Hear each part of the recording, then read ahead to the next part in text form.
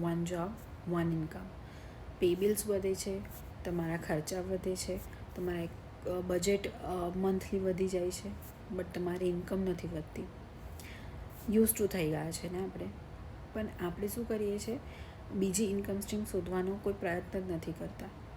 તમારી પાસે ઘણા ઓપ્શન્સ અવેલેબલ છે કે તમે તમારી બજેટ અને એક્સપેન્સીસ ઓછા કરવાની જગ્યાએ તમારી ઇન્કમ સ્ટ્રીમ વધારો.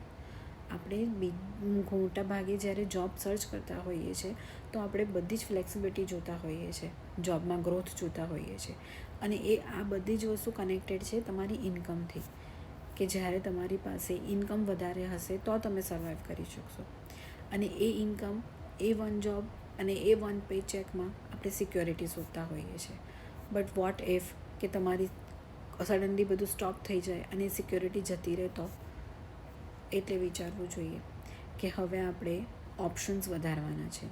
આપણા બધા જ ડ્રીમ્સને એક જગ્યા ઉપર એક બાસ્કેટમાં મૂકવાના છે, જેથી કરીને ઇન્કમ સ્ટ્રીમ વધારી શકાય અને એ બધા જ ડ્રીમ્સને પૂરા કરી શકાય. હું જ્યારે જોતી હતી ત્યારે મેં પણ જોબ સર્ચ કરવાનું સ્ટાર્ટ કર્યું હતું, પણ પછી મને રિયલાઇઝ થયું, ફીલ થયું કે હું જે કરી રહી છું એનો મારો પોઈન્ટ જ એ છે કે મને ઇન્કમ મળે, કે જેથી હું મારું ઘર ચલાવી શકું. એટલે મેં વિચાર્યું કે હું ઘરેથી બેસીને પણ ઇન્કમ અર્ન કરી શકું છું.